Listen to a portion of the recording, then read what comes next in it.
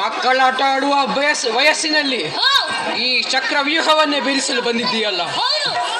ಜೀವದ ಆಸೆ ಇದ್ದರೆ ಇಲ್ಲಿಂದ ಹಿಂದೆ ತೊಲಗು, ಇಲ್ಲ ಆದರೆ ನೀನನ್ನು ಬಡಿದಟ್ಟುತ್ತೇನೆ.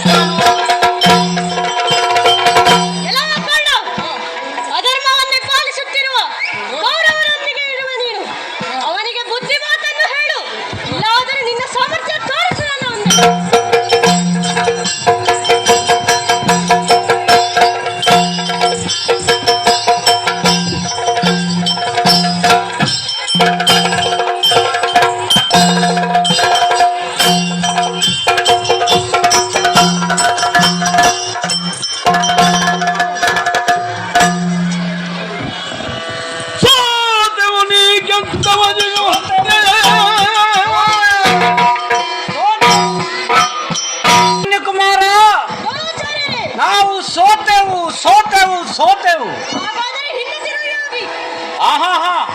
ನಾವು ಸೋತದ್ದು ಯುದ್ಧದಲ್ಲಿ ಅಲ್ಲ, ನಿನ್ನ ಯುದ್ಧದ ವೈಖರಿಗೆ, ನಿನ್ನ ಬಿಲ್ವಿದ್ಯೆಯ ಕೌಶಲ್ಯಕ್ಕೆ, ನಿನ್ನ ಸಾಮರ್ಥ್ಯಕ್ಕೆ ನಾವು ಮನಸೋತಿದ್ದೇವೆ. ಆದರೆ ಹಿಂದೊಂದು ದಿನ ನಿನ್ನ ತಂದೆಯಾದಂತಹ ಪಾರ್ಥನನ್ನು ಪಾರ್ಥಮ್ಯವ ಧನುರ್ಧರ ಎಂದು ಇಡೀ ಪೃಥ್ವಿಯಲ್ಲೇ ಅತ್ಯಂತ ಶ್ರೇಷ್ಠ ಬಿಲ್ಗಾರನಾಗಿ ಮಾಡಿದ್ದೇ ಈ ದ್ರೋಣಾಚಾರ್ಯ. ಸಿಂಹದ ಹೊಟ್ಟೆಯಲ್ಲಿ ಸಿಂಹದ ಮರಿಯೇ ಹುಟ್ಟುತ್ತದೆ ಎಂಬುದನ್ನು ನೀನು ಸಾರ್ಥಕವಾಗಿ ಸಾಧಿಸಿದ್ದೀಯ. ಆದರೆ ನಿನ್ನಂತಹ ಬಾಲಕನನ್ನು ಕೊಂದು ಶಿಶು ಹತ್ಯಾಪಾತಕ ನನಗೆ ಅಂಟಬಾರದು. ಆದ್ದರಿಂದ ಒಳ್ಳೆಯ ಮಾತಿನಲ್ಲಿ ಹೇಳುತ್ತೇನೆ, ಹಿಂತಿರುಗು.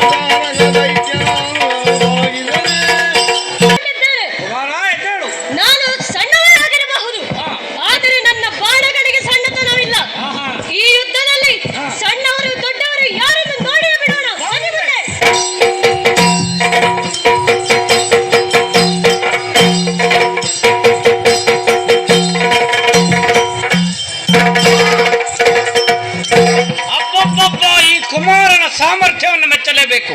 ನನ್ನ ಹೆಬ್ಬೆರಳಿಗೆ ಗಾಯವನ್ನು ಮಾಡಿದ್ದಾನೆ. ಇವನ ವೈಖರಿ, ಇವನ ಬಿಲ್ಲುವಿದ್ಯೆಯ ರೀತಿಯನ್ನು ನೀತಿಯನ್ನು ನೋಡಿದರೆ ಇವನನ್ನು ಸೋಲಿಸುವುದು ಕಷ್ಟ ಸಾಧ್ಯ. ಆದ್ದರಿಂದ ಒಂದು ಉಪಾಯವನ್ನು ಮಾಡಬೇಕು. ಎಲ್ಲಿ ಕಲಿಕರಣ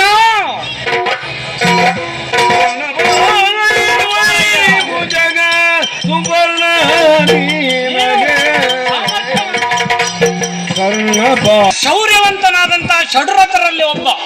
ಆದ್ದರಿಂದ ನೀನು ಅಭಿಮನ್ಯು ಯುದ್ಧವನ್ನು ಮಾಡುವ ರೀತಿ ನೀತಿಯನ್ನು ನೋಡಿದ್ದೀಯ. ಅವನನ್ನು ಸೋಲಿಸುವುದು ಕಷ್ಟ ಸಾಧ್ಯ. ಅಂತ ಸಂದರ್ಭದಲ್ಲಿ ಹಿಂದಿನಿಂದ ಬಂದು ಅವನ ಬಿಲ್ಲು ಬಾಣಗಳನ್ನು ಕತ್ತರಿಸಬೇಕು. ಧರ್ಮಕ್ಷೇತ್ರವಾದ ಕುರುಕ್ಷೇತ್ರದಲ್ಲಿ ಅಧರ್ಮ ಮಾಡುವುದು ಸರಿಯೇ? ಇದು ಚಕ್ರವ್ಯೂಹದಲ್ಲಿ ಎಲ್ಲಿಂದ ಬೇಕಾದರೂ ಪ್ರಹಾರವನ್ನು ಮಾಡಬಹುದು.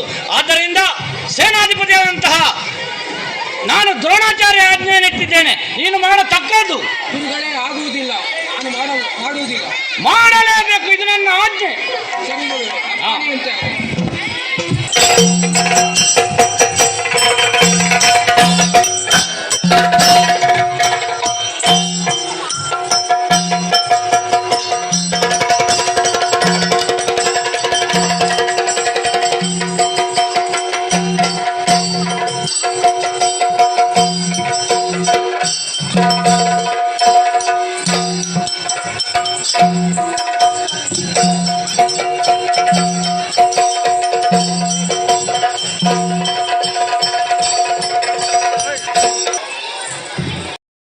ಬರುತ್ತಾ ಇರುತ್ತಾನೆ. ಇಲ್ಲಿ ಹಂಸಧ್ವಜ ಕೌರವರೊಡನೆ ಮಹಾ ಕುರುಕ್ಷೇತ್ರ ನಡೆಯಿತು. ಅದರಲ್ಲಿ ನಮ್ಮದೇ ಆದ ತಮ್ಮಂದಿರು ಹಾಗೂ ಬಂಧುಗಳಾದ ಅವರನ್ನು ಕೊಂದ ಪಾಪದ ನಿವಾರಣೆಗಾಗಿ ಅಣ್ಣನಾದ ಧರ್ಮರಾಯ ಅಶ್ವಮೇಧ ಯಾಗವನ್ನು ಮಾಡಲು ಇಚ್ಛಿಸಿದ.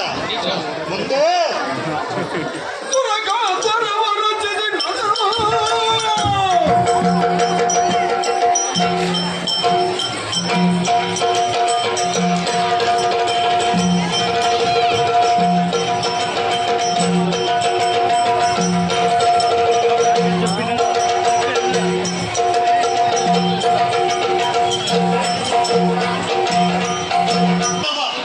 ಕುದುರೆಯ ಬೆಂಗಾವಲಾಗಿ ನಾನೇ ಅರ್ಜುನ ಹೊರಟು ನಿಂತವ.